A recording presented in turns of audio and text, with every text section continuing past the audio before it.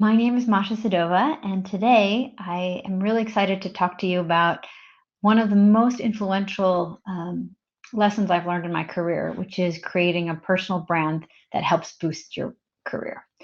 Um, what I'm really excited to have in this dialogue with you all today is hopefully opportunity for you to take away the chance to see where you can amplify your own career by understanding your own brand. So to get started, I'd just like to tell you a little bit about my journey to understand this topic and how it's affected my own career so that it gives you context around where I'm giving this presentation from. So I've been in the security space for going on 18 years. I spent the first couple of years of my career working in the defense sector in an area where I was not really allowed to talk about the work I was doing. And in 2012, I switched over to Salesforce.com, where I had the opportunity of building and running a security team that was responsible for all elements of employee risk. And it was in that capacity that I began to understand that I was seeing security from a totally different perspective than everybody else around me. I was working on an incredibly technical team who was responding to security incidents regularly. And the thing that was really fascinating to me was the human element. I was thinking about security as people attacking people with a lot of technology in the middle. And I was really confused as to why we were not spending time on solving for the employee element. And we were just giving people annual security training.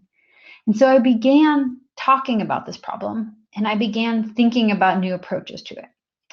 And in doing so, I got really excited because there was a couple of people who were reflecting back to me that my opinion was new and differentiated in the security space and that it might require a bigger platform. And I remember thinking, I would really like to create my career and my brand around this, although I did not use those words at the time. Over the course of the last 10 years, I have spent my my time thoughtfully curating my brand associated with this particular area. And I've had the opportunity to be nominated numerous times as one of the top women in cybersecurity, have been hosted on podcasts with Cisco, been invited to speak at RSA and Black Hat, as well as regularly being interviewed by security publications like Security Weekly. All of this is to say that I'd like to share the best practices that I've seen work, not just in my career that have gotten me to the opportunities that you see today, but also share some of the best practices I see of other methodologies and other people I admire in this industry as well. So that's the background around where we're speaking from. And because this is a topic about brand, my brand is that I am all about the human element, the people powered security. That's what my LinkedIn tagline is.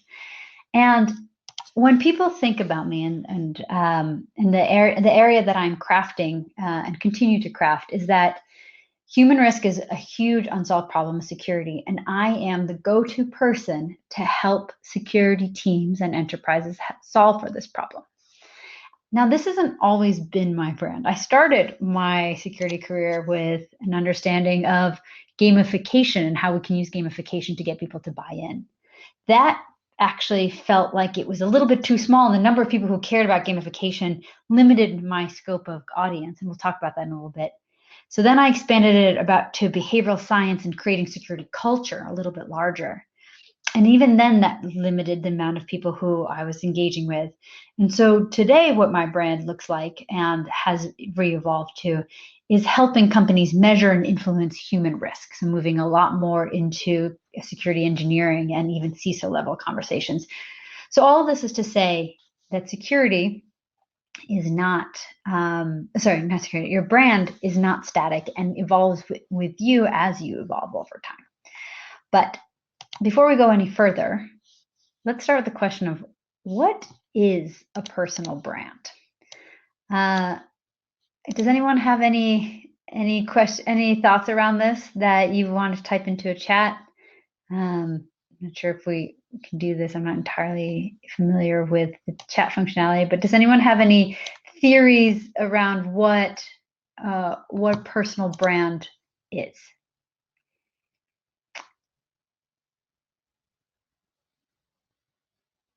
All right. I'm not getting any chats back, but when I ask people this, some of the questions that I get are, well, it's all about marketing yourself, or it's an extension of your employer's brand, or it's your presence in social media. And it's what it really is, oh yeah, Anna said, it's the first thought when someone says your name. Or Teresa said, it's how you promote yourself. All of these are components of what brand is, but ultimately, it is how people think about you when you're not in the room. And one of my favorite quotes that I came across from one of the founders, the person who came up with the term personal branding, and I just would like to spend a moment reading it. We are all CEOs of our own company, me. You're hired, you report to work, you join a team, you immediately start figuring out how to deliver value. You learn a whole bunch of stuff. And if you're really smart, you're actually going to figure out how to distinguish yourself from other smart people who are walking around with fancy suits and high-powered laptops and well-polished resumes. And what you're going to, if you're really, really smart, what you're going to do is figure out how to create a distinctive role for yourself. You create a message and a strategy to promote the brand that is you. The point of a personal brand is that it lets you amplify your unique strengths and abilities, and it lets your brand work for you when you're not there to speak for you, because your brand is what people say about you when you're not in the room, as Jeff Bezos says. So the question is, what are you the go-to person for? How are you different than other people who might be applying to the same job? What is the unique value that you can offer your employer, your community, your industry? So how do you figure this out? Actually, we'll get to that in a little bit. So we talk about, okay, so it's unique and it's a differentiator, but can you get by without one? Increasingly, your personal brand is one of the things, a significant factor that helps employers determine whether or not they want to hire somebody. It may not be the full decision, obviously, but 85% talk about the fact that it absolutely influences it.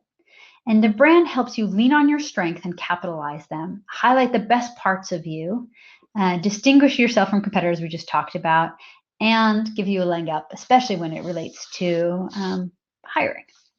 So I wanted to actually tell a little bit of story about why brand affects hiring. I was working, it was 2014, and I'm working for Salesforce, and I have no more open headcount for the year on my team. When somebody comes to me on the security team and says, hey, I heard that this woman, we're going to call her Susie for the purpose of this exercise, she's leaving her current company and she's currently on the job market. She is really amazing at building and creating community. She's an expert at events. And I know that if she comes on board, she would totally transform how our company, Salesforce at the time, is perceived around the security community. Do you have an open role? And I said, no, I don't. But that sounds like a person who doesn't come across very often. And so I had this conversation, and my counterpart, who was in running the vulnerability assessment component, said, listen, I have an open headcount now. I will give you my open headcount because this is an opportunity that does not come across very often. And I think that this person's contribution is significant enough to our overall company. And you can give me your open headcount when it opens up later in the year. And if this person, and we ended up hiring this woman, and she did amazing things for our, exactly as we had talked about, building events and visibility in the space. And when you have a brand like that, things that apply to normal job applications seem like they don't apply to you. And one of the things that I learned in that specific moment was that there's two ways of applying. The most of us mere mortals think that we put together a resume, and the resume says, well, here's my resume. You can see that I'm a really strong candidate for your open role. The people who spend a lot of time on branding and have become experts in with their own area of focus come to an interview and say, hey, company, hey, Acme, hey, Salesforce, hey, whatever. I see that you have this problem. and particularly in security. Based on my experience in this field, I am one of the best candidates to help you solve for this problem. You can see where I have successfully solved this problem for companies like you in the past, and you can reference my portfolio and my resume. Can we set up a time where I can talk you through a proposal of how I would like to tackle this challenge at your company? And I got to tell you, as a hiring candidate, as a hiring manager, I would never say no to someone like that. That is an expert level of expertise. Someone who already has incorporated my problem set is not just the opening, it's the problem that I'm looking to solve by hiring this person. And if this person's coming to me and saying they are the best person to solve for it, it almost doesn't become fair for the hiring aspect anymore. It's a totally different conversation. Similarly, when a company is looking to solve a problem and spike up a team around this, they're going to look for the industry's best experts in the space. One of the people I'll talk through later on in vulnerability management is Katie Masuris.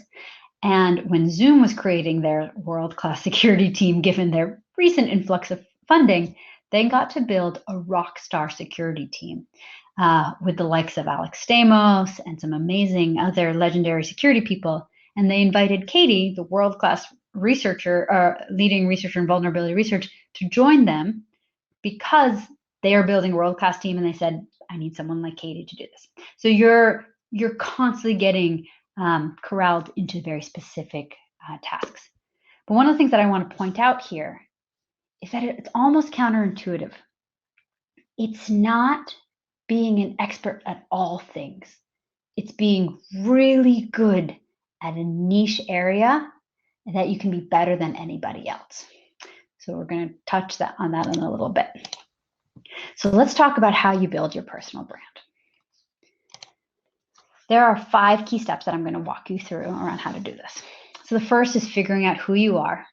Second is, what do you want to be known for? Understanding who your audience is and who are we talking to? How do we network?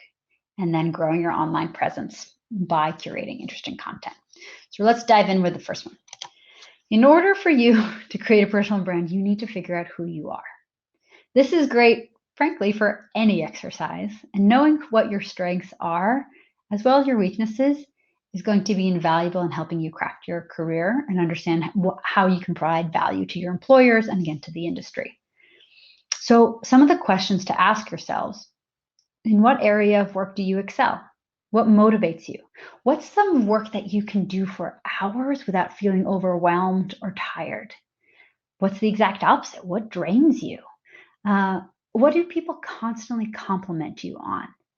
Are there things that you can see that nobody else seems to see? It's obvious to you, but no one else seems to pick up on that.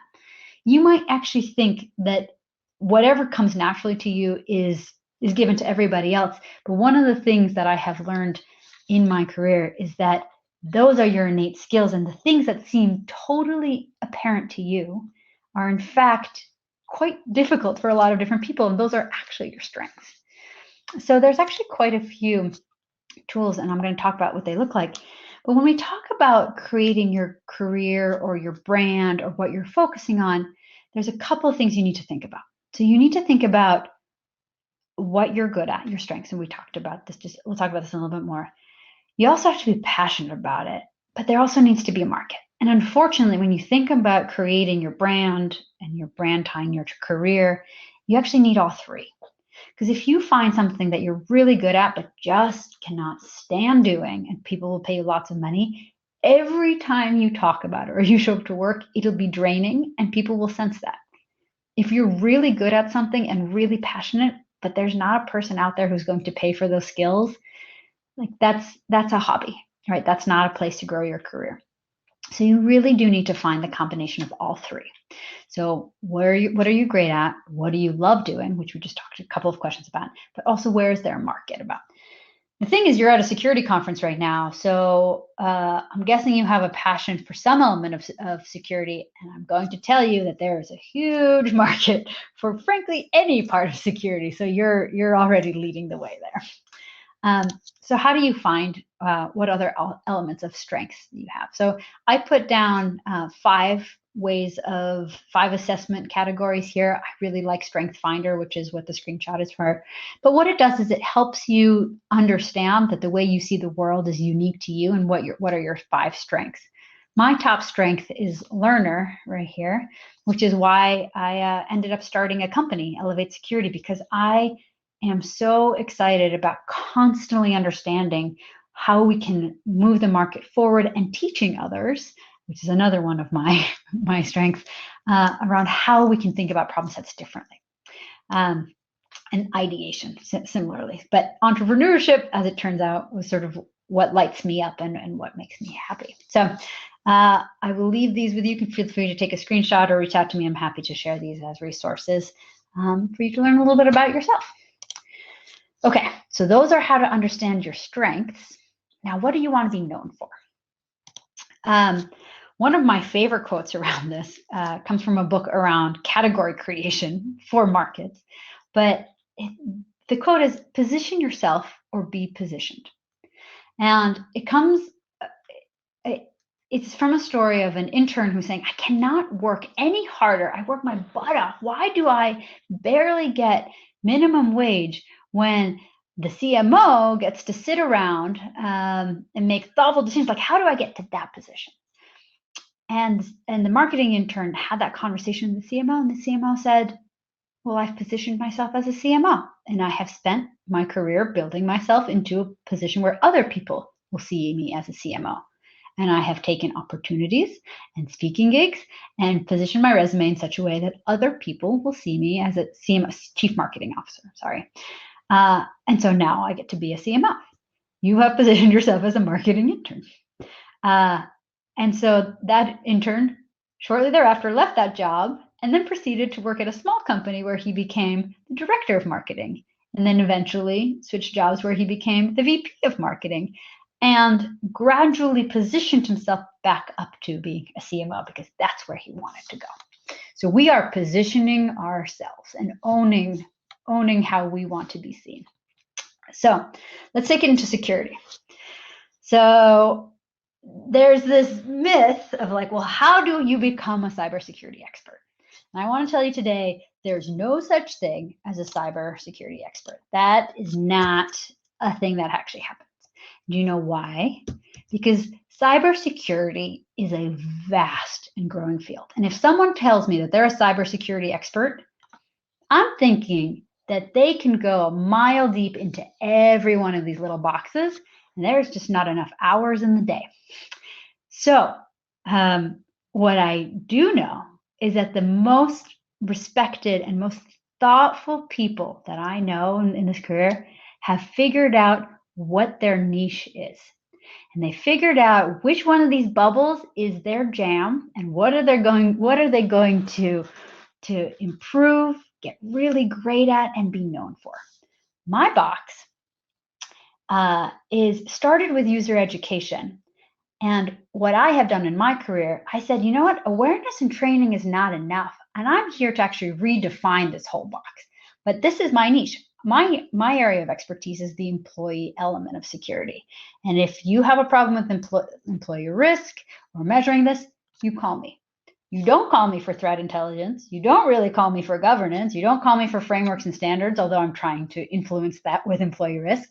But I have people and community members who are experts in one of these categories. And so the question is, well, how do you, if you're new to your career, how do you figure out which one of these bubbles is your bubble? Couple of things. Well, I would start by researching, talk to people. I say, hey, I'm interested. To just pick one that you think might be interesting. First of all, read about people's experiences and blogs. Follow those people on LinkedIn, on Twitter. Ask them what their experience is. Do informational interviews. Understand what other people's experiences. And if it sounds like it's resonating, cool, dive in. Consider maybe an apprentice.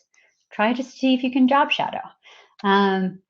Security, and especially this community, has been incredibly open-minded in getting new people into the space. So please do not be shy around asking for mentorship opportunities or apprenticeship.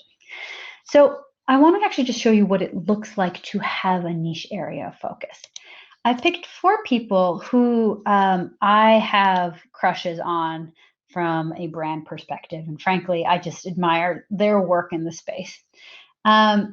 Katie is a badass threat researcher. She ran the MITRE research organization and led the MITRE attack framework. Tanya, who's also speaking in this conference, is a DevSecOps master. Kelly Shortridge, similar DevSecOps, but does a lot of thought leadership around the intersection of InfoSec and behavioral economics. Katie Mazouris, as I was mentioning, is a world expert in vulnerability management. But what I'm trying to point out here, and all these women have tens of thousands of followers on LinkedIn or Twitter, all of these women have picked a bubble, have picked an area of focus that they are known for, and they regularly publish content on their streams related to their swim lane. They have contributed to their bubble and have expanded the field of security in that area. So just one area to think about. So that's your bubble around security, security awareness. Oh, sorry, not security, your security field. But I want to add one more twist to that, which is skill building. This is one of my favorite eye-opening quotes from Scott Adams, who is the author of Dilbert. He said, "Every skill you acquire doubles your odds of success." So let's say you just got really good at understanding DevSecOps. You're really good at sitting there. You've lived the job. You've worked on a team that's world-class. You have the hands-on experience. So how do you take your brand up to the next level? So there's a concept called skill stacking. You can start creating your niche in your bubble by adding other attributes that helps expand your knowledge and expertise. So some of the things that you could do is communication skills. So I am an expert at employee risk, but I am also an expert in public speaking, which is one of the areas I'm able to amplify my brand. And we'll talk about that in a little bit. So I know people who are phenomenal writers. So Kelly Shortridge is one of the wittiest writers that I know, and she regularly publishes really thoughtful outbound content. So she's skill stacking. She has writing on top of DevSecOps. You can also create niches around industry. I know people who are experts in up-and-coming fields, so VR or self-driving cars. I know security experts who have spent their life in government or in heavily regulated industries, which helps them understand security from a different perspective. And so again, as an employer, if I really need someone who is an excellent VP of security operations, but I work in a heavily regulated industry like finance, I'm going to look for someone with that kind of niche. So you can consider building yourself up in that capacity. How about company stage experience? Jamil, I'm going to pronounce his name incorrectly, Farshil, who is the CISO right now at Equifax, is known, and his brand is the post-breach CISO. So he is hired to come in after a company has gone through a very public breach to clean up. He was hired at Home Depot and now at Equifax. And I bet the next company that has a huge breach, and if he's ready to move on to the next thing, he will likely follow a very large breach to be able to capitalize on this brand. Similarly, I know CISOs who are excellent at startups, and they love being like hire number 3. They do not want to work for larger companies. And again, that is their brand. So you can think about these as skills you can add to your Rolodex and why you might be the best possible candidate for a position. So to add to thinking about your brand. So just quickly on knowing your audience here. One of the things, if you recall at the very beginning, I was mentioning my evolution of brand started as Gamification Queen, which was a brand name that I did not give myself, but was given to me by the SANS Security Awareness Community Leader, Lance Fitzner, after I gave a presentation on how to apply gamification. And my community, and my audience, when I was with that brand and sort of the go-to person around gamification was a security awareness practitioner. And when I was working with security awareness practitioners, my ecosystem was a couple of conferences that happened every year, mostly the SAN Security Awareness Summit, and a couple of online blogs. As I continued to evolve my brand more into employee risk and measuring and influencing employee risk, my audience became CISOs.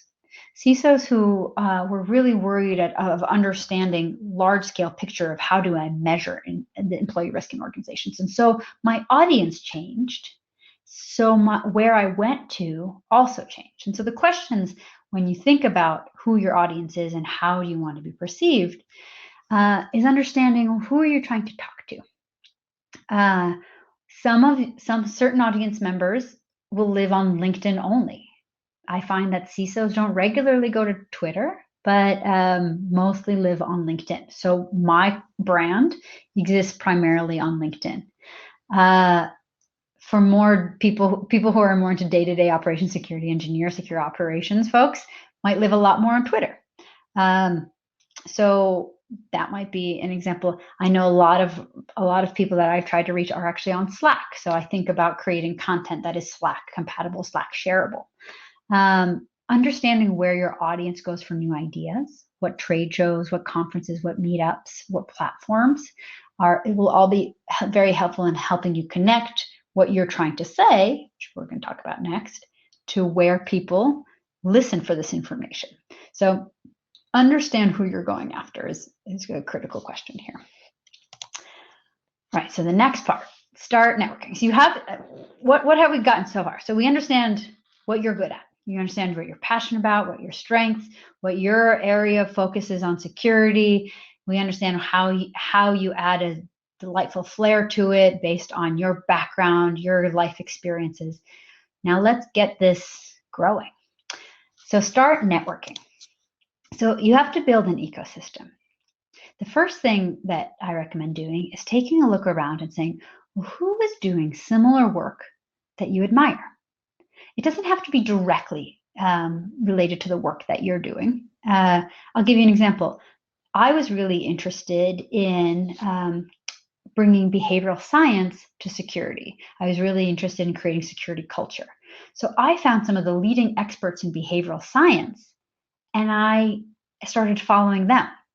And over time, I actually created webinars with behavioral science experts where they got to contribute their perspective from the psychology side, and I got to contribute my perspective from security. So it doesn't have to be people who look just like where you're trying to go, but you can think about the ecosystem of people doing cool work.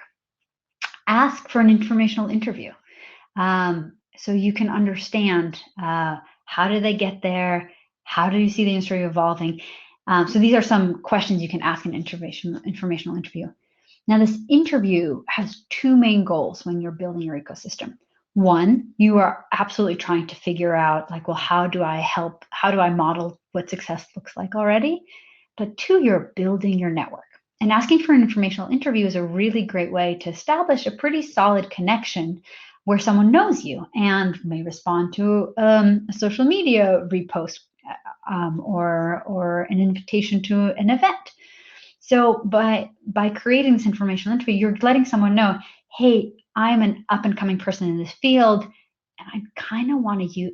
You're not going to say this directly, but I'd like to work with, like, I'd like to have capitalize on the halo and the network you already have. No one creates a network by themselves, and so there's mutual benefit. And so as you grow and you continue to expand your network, people who already have networks are more than happy to help co-amplify.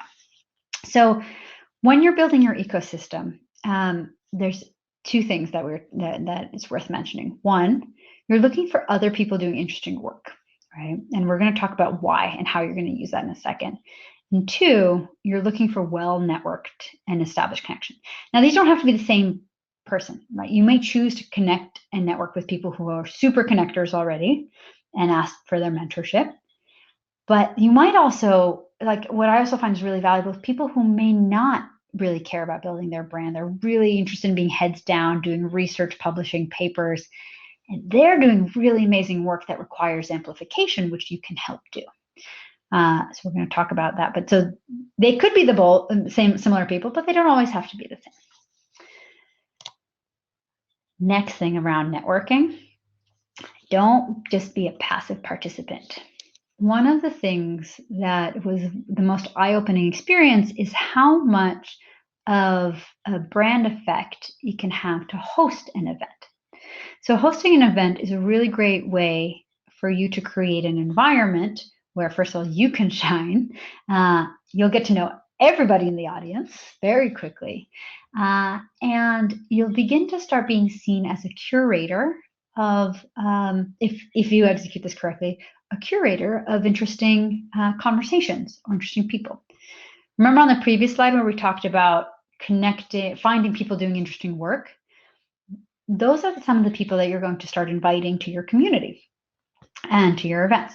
So when you create an event, it's really important to have a focus, not just, hey, let's do a happy hour, but we're going to do an event for CISOs who work for startups. And I encourage you to come, because if you're a CISO who is interested in entrepreneurship, or you have something to share here, like you would like to be a mentor, this is an event for you. So now we have a focus, right? So early stage startup CISOs. That's our focus, that's our niche. And you're inviting people to contribute and to attend. And so they're learning from each other, but they're also seeing you as the super connector in this space. Again, finding a way to build your brand. So that's just a little bit of note. And these days, doing it on Zoom is sometimes easier because it doesn't require travel, but harder because you're competing with Zoom fatigue. So if it doesn't go well the first time, it may not be you. I'm just letting you know, it's a hard time to start doing in events. So the last and key area here is grow your online presence. Now, when I say grow your online presence, I don't mean go online and talk about yourself all the time. In fact, no one wants to follow that kind of person. That's boring, and it's not relevant to the other person, right? We follow people who add value to our lives, who boost up our careers, who help us see the world differently, learn more, engage more. So I want to show you one post that is sort of one of my North Stars and how I think about how I post and what I post. And I saw this just the other day. The concept of Follow Fridays was actually net new, but someone on my LinkedIn account said, hey, this is the first time I'm doing this, but I just want to share a list of these people whose work I find a lot of value in their content. And that is the goal, that other people find value in what you post and how often you post and what you contribute, that they are interested in amplifying you. So this is North Star goals when we think about creating brands. So let's actually unpack and figure out how we do that. The first is creating meaningful content. It's important to put out things that people get to learn from and, like I said, evolve their career. So the first way you can do that is by putting out original content. I highly encourage having a differentiated point of view. Find your voice and a way to contribute to your field in a way that no one else is. If you can be contradictory or contrarian, all the better. If it, again, works for your personality and if it's authentic. Contribute new learnings and ideas to your field. And if you can do that, people are going to be following you because you're going to be truly a thought leader in the space. Now, this is actually, there are people I know who are incredibly prolific around this, but even those people are not rolling out patents every twice a week, right? And talking about, hey, look at my new patent this week. That is, original content takes time.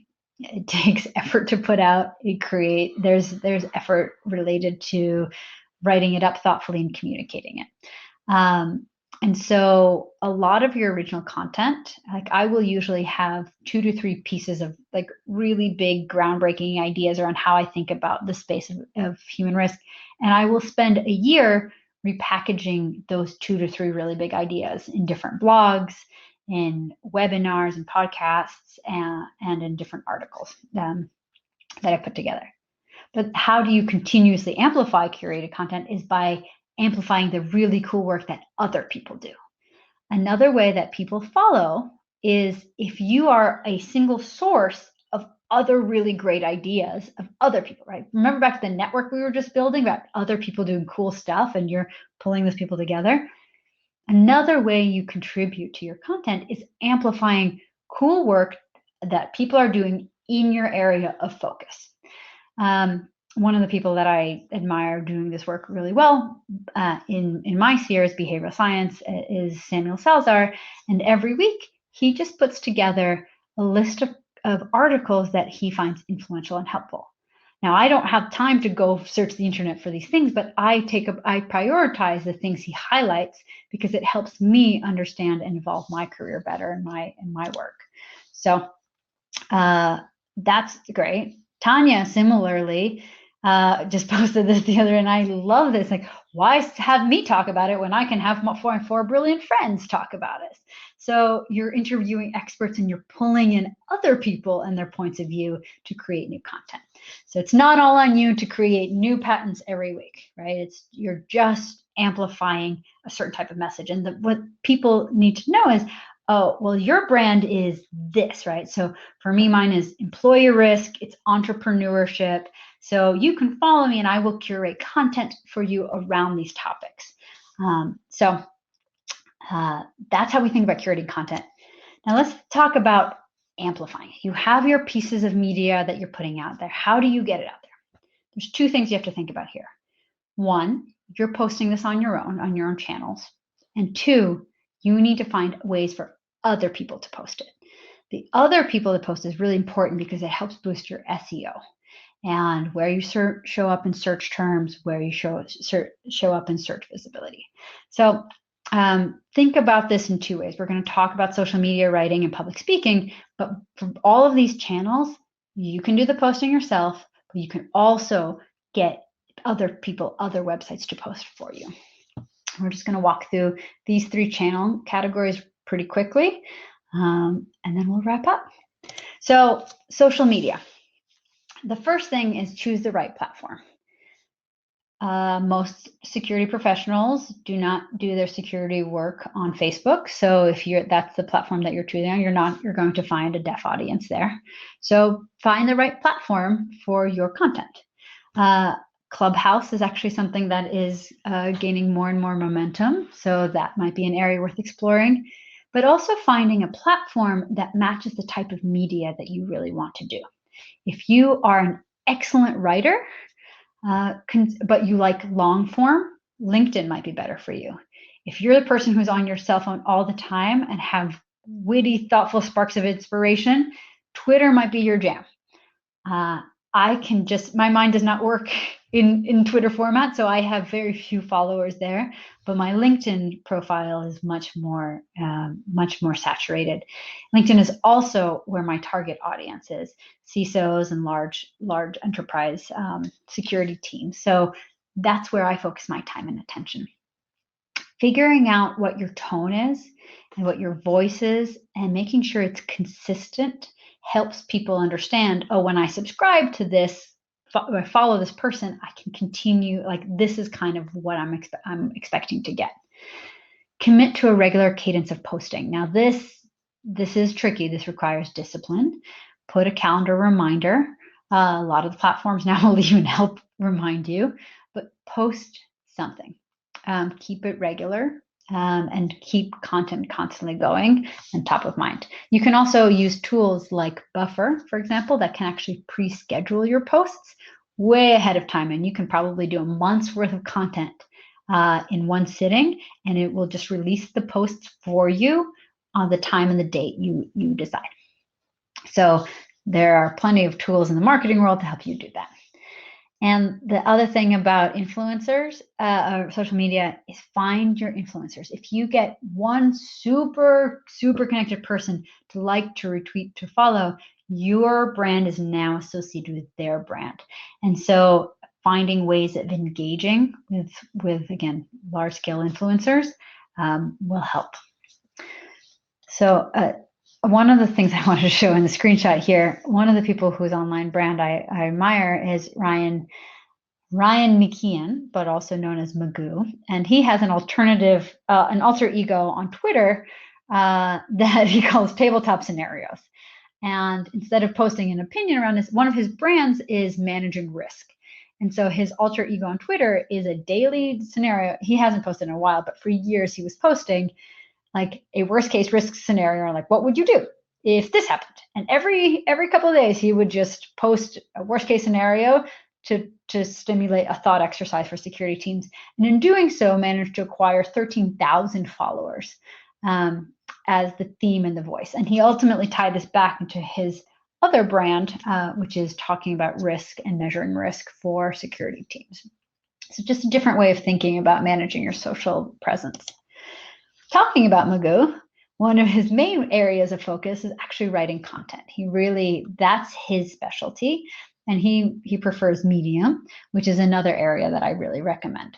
So if writing is your jam, then this is an incredible way to start amplifying your message as well. So thinking about the platforms where you can do that. First, be a guest blogger on someone else's account. That helps with SEO, helps cross-linking, also helps them follow.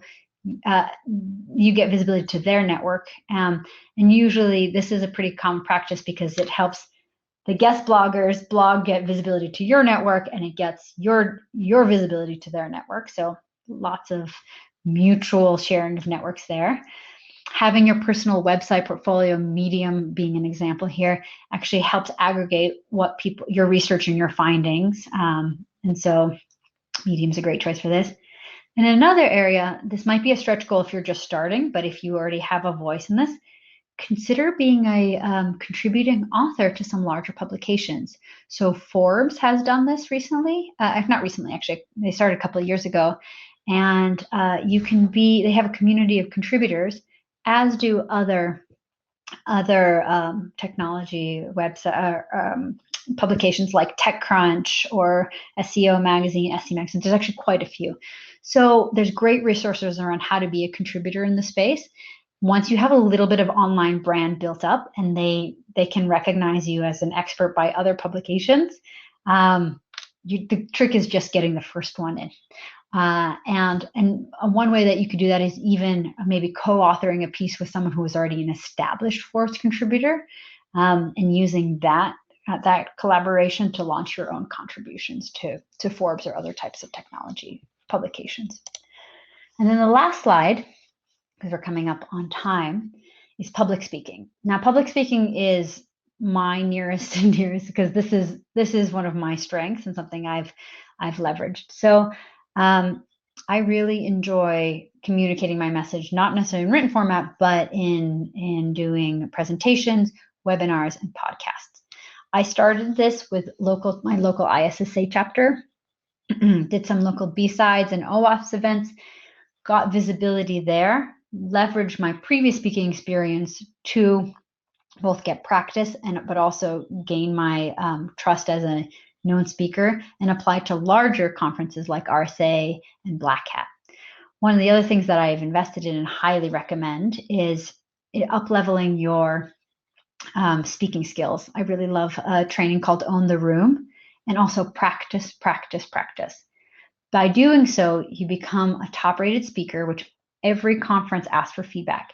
And there's a secret underworld of being a top-rated speaker in which people then invite you all the time to other events. They ask you to facilitate, they ask you to keynote, and I get 2 to 3 invitations to speak a month because of the fact that, yes, I have thought leadership, but I'm also going to get good reviews from the audience and have high engagement. So invest in the skill. If this might be interesting, invest in the skill. And find ways to re-amplify this online after the fact. So wrapping it up, we talked about the fact that the brand is what people say about you when you're not in the room. And I hope from our conversation today, you've learned that there's a way that you can own it and you can use it to your advantage to help you get the job you want, be seen in your industry as a leader, negotiate salaries that you wouldn't be able to otherwise, and fundamentally just boost your career in any way that you would like to. And with that, I'm open for questions, and this is my email.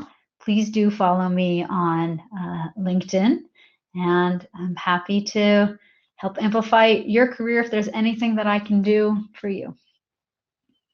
Thank you. So Christina asked, how much time do you spend each week building your brand? That's a great question. I think about this, I usually spend 2 to 4 hours sort of maintaining it. And then occasionally there's significant spikes where I'm writing presentations. Most of that time goes into social media or connecting with other people. But I also have a content calendar for me around making sure that I have at least one major event every month. And sometimes, depending on how much effort it takes to assemble that. So I'm reaching out to a guest speaker, I'm putting together a webinar, and amplifying that. So maintenance-wise, it's 2 to 5 on weeks where I actually have to put together content in the webinar. It might be closer to 5 hours. It also, for me, my brand is also tied into the work that I'm doing in my company, so it could also be known as marketing. But I got to tell you that it's even when I was an individual contributor or manager at Salesforce, the work that I was doing in promoting myself was also promoting the work that I was doing for Salesforce. So it actually got to provide visibility to my company as well. And so that 2 to 5 hours a week was not in addition to what I was doing at work. It was actually seen as promoting the security team at Salesforce and actually helping us with our recruiting efforts. So or helping them with our diversity initiatives. And so I've actually found a way to make my personal branding intricately tied to my work, so it doesn't feel like it's an addition. Next question is, what tool do you use to track all the activities involved building your brand and to measure progress? It's a fundamental question around sort of what your goals are. Are you in a position where you're happy? Like one of the metrics is, am I doing the work that I want? Am I getting paid what I want? And am I contributing to the industry?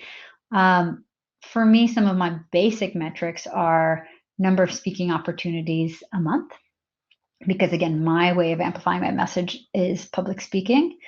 Other tools, if social media is an area where you're spending a lot of time on and writing, there's some interesting tools around, like I mentioned, Buffer is one tool. There's another one, I'm blanking on it right now, that can help manage engagement.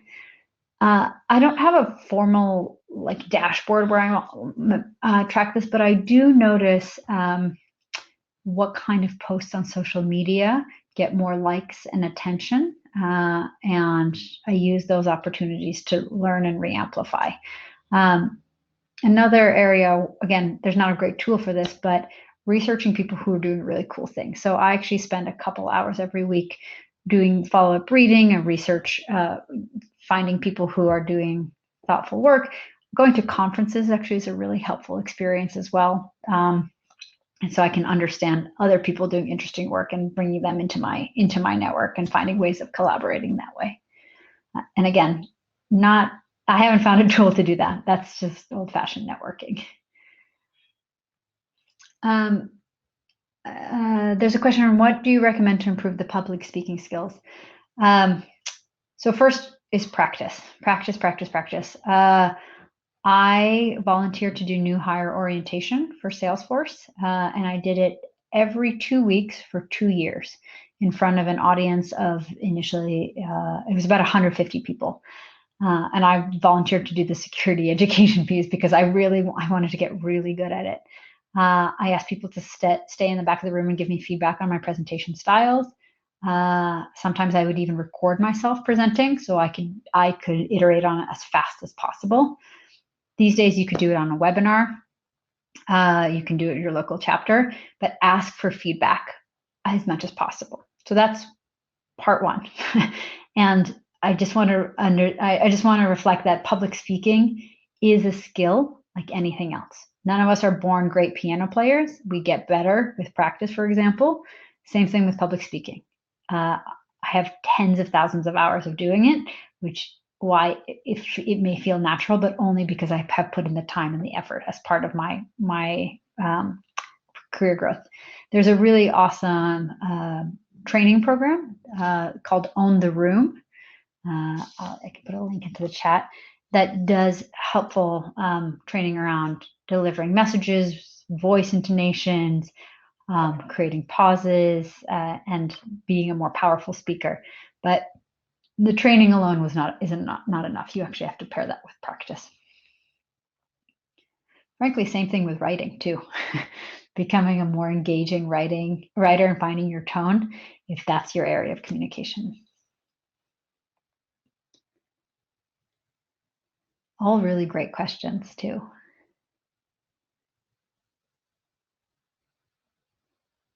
All right. I think that might wrap up all the questions that we've had.